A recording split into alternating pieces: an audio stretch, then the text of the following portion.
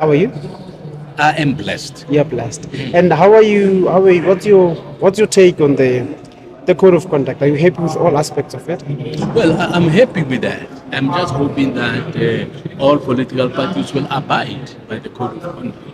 I heard some people who are very aggressive saying some nice things there. So I'm hoping that they will abide by the promises they've made and by signing as a pledge. I'm hoping Are that you will confident in the state of readiness for the IEC to hold this? This is the biggest elections, not just in terms of the voters' roll, the size of the voters' roll, but in terms of the number of political parties and independent parties, independent candidates participate in the elections. Are you happy and confident with the state of readiness? Well, I will not question their claims that they are ready.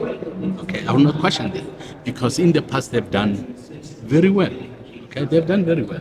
So I give them the benefit of the doubt. Our campaign is coming up well, but as you know that without resources, we can only do this much. We could be doing much more than we're doing, and we could be in every corner of South Africa, but currently we are not in every corner of South Africa because we do not have resources. Are you confident to retain your seats? Oh, that one's an obvious.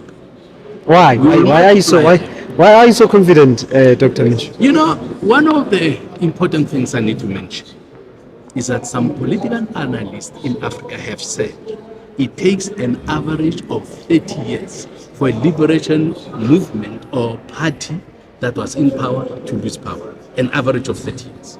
Okay. Now, when I look at what's happening in our country, we are in the 30-year threshold now, and the ruling party is definitely below 50%. Some of their former members are knocking at the doors of the ACDP.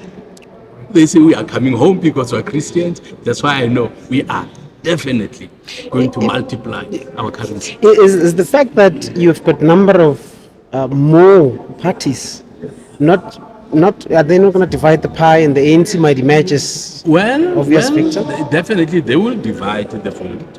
But there is something called experience that many people understand its importance. Okay? To make a name for yourself and to be trusted, it takes time. People watch you, people listen to you, people look at what you are doing. And we have that advantage that we have been along in the political field for much longer than those who are only starting now.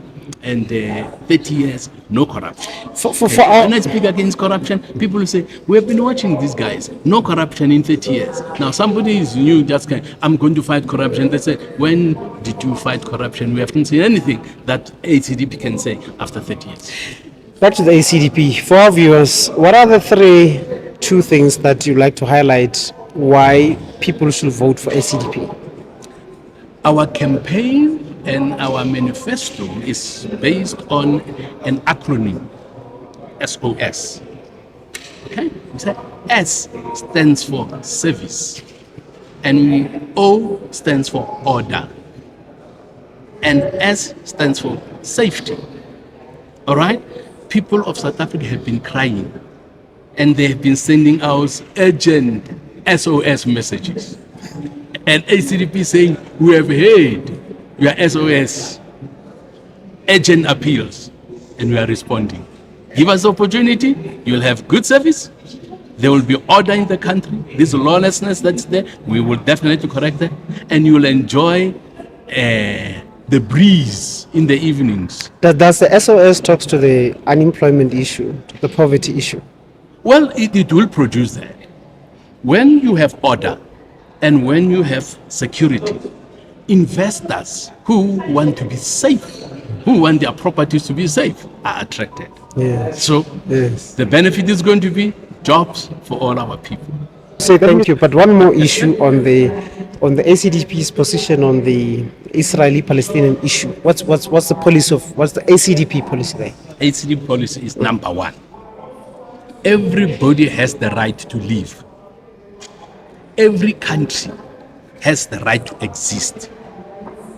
You interfere with that, you are starting a problem that you will not be able to solve.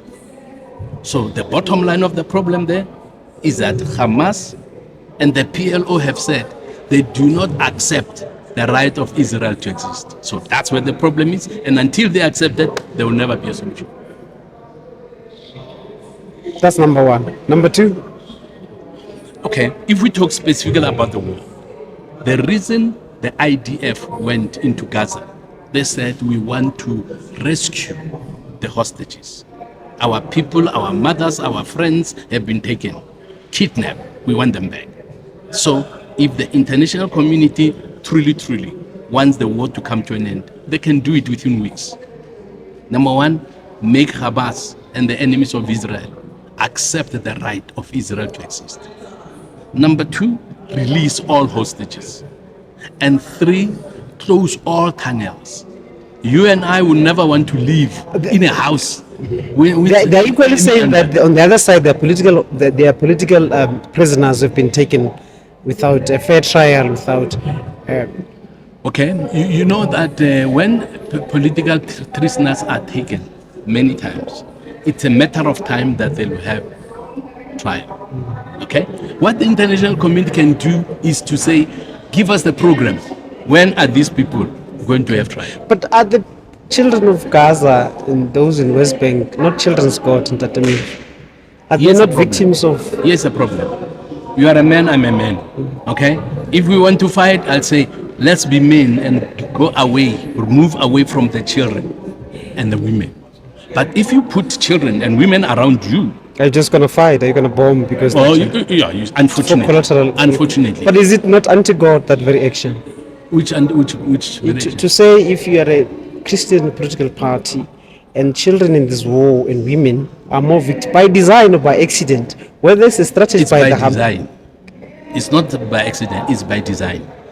International international community yes. must say to Hamas, stop using women and children as human shields. So they don't tell them if ACDP wins the elections, is South Africa's foreign policy going to change? Definitely. What will it be? Allow everybody to exist, including Israel. And if a person you don't like has a solution, I'll lose that person for the sake of my people, for the sake of the hungry, for the sake of people who are still sharing water with the animals. I'll say, hey, Israel, you are among the you are the leaders in the world when it comes to. Israel is recognized as a state. Palestine is not. Surely, the Israeli government has much more bigger responsibility. I'm not excusing anybody. I'm just saying, from an international point of view, do you, for any reason, hold Mr. Benjamin Netanyahu responsible for any actions? Could he have handled the war differently from your own point of view? Well, I don't have all the details. Okay. I don't have all the details, but I would say every leader with his sword has to defend their citizens. Okay.